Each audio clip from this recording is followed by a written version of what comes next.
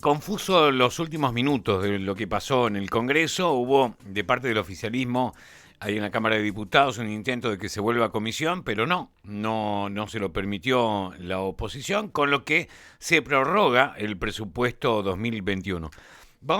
Antes de que vaya a descansar, porque estuvieron 20 y pico de horas ahí en la Cámara Baja, vamos a pedirle a Leopoldo Moró a ver si nos puede explicar qué fue lo que pasó. Buen día, diputado.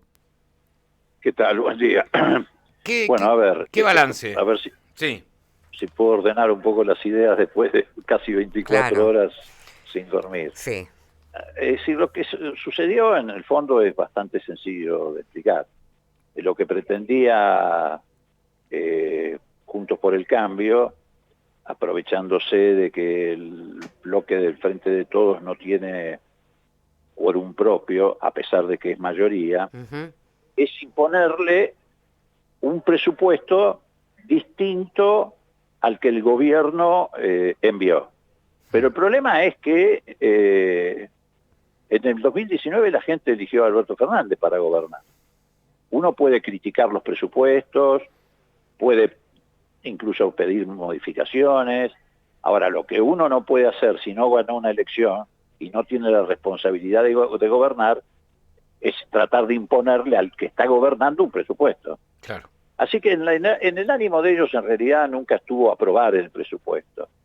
Por otra parte, tienen bastantes conflictos internos y entonces todos juegan a ver quién es más duro con el gobierno. Mm.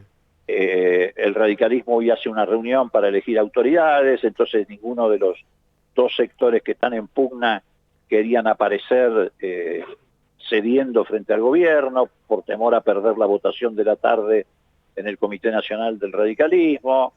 Después están las famosas palomas, los famosos halcones. Es un grupo que se ha dividido en casi 10 bloques, Mm. lo que hace muy difícil además una interlocución porque es complejo negociar políticamente en el buen sentido de la palabra con tantos jefes y pocos indios. Claro. Y entonces, bueno, se complicó la situación y bueno, no hubo posibilidad de avanzar y una vez más, porque no es la primera vez que lo hacen, ya lo hicieron creo que en el 2010, si mal no recuerdo, ¿no? Dejaron al El gobierno grupo A, sin, que El grupo sin A, presupuesto. sí, claro. lo recordábamos ayer, justamente el grupo A. Es cierto esto que dice diputado, ¿no? Se medían fuerzas dentro de la oposición, quién lidera la oposición en esta propia interna que están teniendo. Ahora, primero para saber, porque realmente teníamos la duda, ¿por qué, si bien el presupuesto se presentó en septiembre, no intentó el oficialismo debatirlo antes? ¿Por qué esperó a esta nueva composición del Congreso que le jugaba en contra? No, nosotros intentamos debatirlo antes y ellos nos comunicaron en la campaña electoral entre las PASO y las generales, que era el momento para debatirlo. Sí. Nos comunicaron que no nos iban a dar quórum. Ah, ahí está, ahí está. Este, y entonces tampoco nosotros, frente a esa situación, queríamos forzar en plena campaña electoral un intento de llevar adelante el presupuesto o la discusión del presupuesto, porque se podía confundir con una Claro, pretensión electoralista de nuestra parte. queda Claro. claro, Pero queda nosotros claro. teníamos la disposición de discutirlo. Lo que pasa es que ellos, en plena campaña electoral, entre las PASO y la general, nos dijeron que no iban a tratarlo. Moró, los medios del oficialismo, mejor dicho, de la oposición, ya están sentenciando que Máximo con su discurso la pudrió. Como que eso fue la estrategia del oficialismo. ¿Qué hay de esto? O sea, No, a ver, tuvimos 24 horas aguantando agravios de toda naturaleza, discursos incendiarios que además poco tienen que ver con la realidad, porque poco menos que planteaban que la Argentina está al borde de un estallido social. No reconocían que el país creció este año 10%, que el sector agroindustrial ha tenido ganancias extraordinarias, que el turismo se está reactivando a una velocidad enorme, felizmente, porque de esa manera se está recuperando lo que perdió la sociedad y sobre todo las zonas turísticas entre el 20 y 21. Tuvimos que aguantar todo ese tipo de cosas y el discurso provocador lo hizo Máximo Kirchner. No, lo que hizo Máximo Kirchner fue puntualizar que el bloque de Cambiemos tenía al ex ministro del Interior del gobierno que nos precedió, a la ex gobernadora de la provincia de Buenos Aires, el ex jefe de gobierno de la ciudad de Buenos Aires, al ex presidente de la Cámara de Diputados, etcétera, etcétera, etcétera, y no se hacían cargo de que en realidad todas estas dificultades que estamos atravesando tienen mucho que ver con ese endeudamiento demencial en el que metieron a la sociedad para alimentar una fuga de capitales de 80.000 millones de dólares y que, bueno, esto no lo reconocían en el debate. Claro. Esto no es incendiar nada. Claro. Es apenas una respuesta bastante suave frente a 24 horas de agravio. Pero en la construcción en la construcción de sentido de los medios hegemónicos dejan todo el tema del endeudamiento y de la fuga como una cosa abstracta, que hay que dejarla ahí como de lado, que eso no se discute, que no es parte del problema. ¿Cómo se sigue ahora? ¿Cuáles son las dificultades de seguir con el presupuesto, de prorrogar el presupuesto?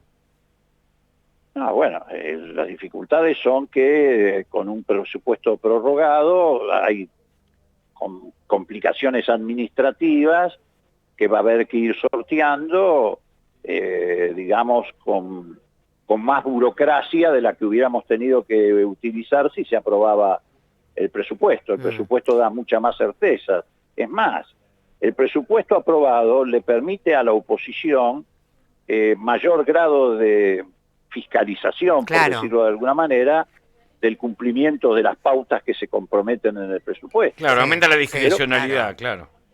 Claro, pero bueno, lo cierto es que no hubo voluntad por parte de ellos de llevar adelante ese presupuesto y reitero, lo grave es que pretendían imponerle al gobierno su propio presupuesto. Sí, Bueno, una eso locura. si ganan una elección en el 2023 lo pueden hacer, pero mientras tanto sigue gobernando quien ganó la elección en el 2019. Diputado, ¿y cómo repercute esto en plena negociación con el fondo? Bueno, a ver, nosotros en realidad no atamos el tema del presupuesto a lo que diga o deje de decir el fondo. El presupuesto nosotros lo elaboramos con nuestras propias apreciaciones sobre la realidad, nuestras propias pautas de crecimiento, nuestras propias pautas de distribución del ingreso. El fondo no opina, por lo menos en nuestro caso.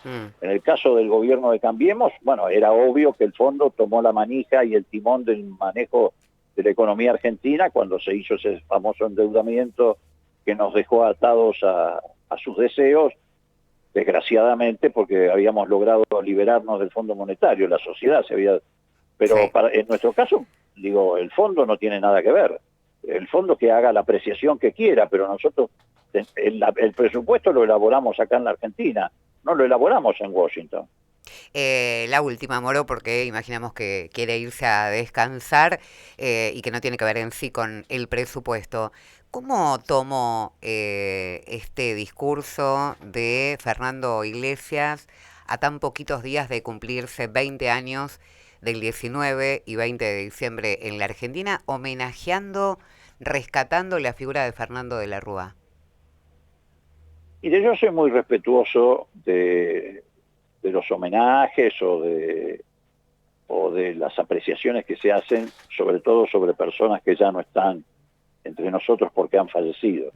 A diferencia del diputado Iglesias, que cuando yo estaba haciéndole un homenaje a Héctor Timerman, que a mi juicio se lo estaba haciendo porque precisamente ayer cumplía 68 años, el propio diputado Iglesias, cuando yo estaba haciendo ese homenaje, me interrumpía a los gritos, y es para mí una falta de humanidad enorme y además contraría las reglas de convivencia de la política argentina. Total. Es insólito que un diputado empiece a gritar y a interrumpir a alguien que está haciendo un homenaje a un muerto. Yo eso, la verdad, ustedes saben que yo he estado muchos años en el Parlamento. Claro.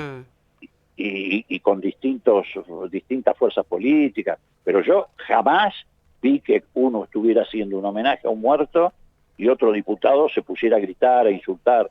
Así que yo no voy a caer en esa situación. Lo que sí Perfecto. quiero decir, Mm. que me parece que el homenaje más importante era que el que se tenía que hacer a los 39 muertos que quedaron como fruto de la represión del 19 y 20 de diciembre de ese año.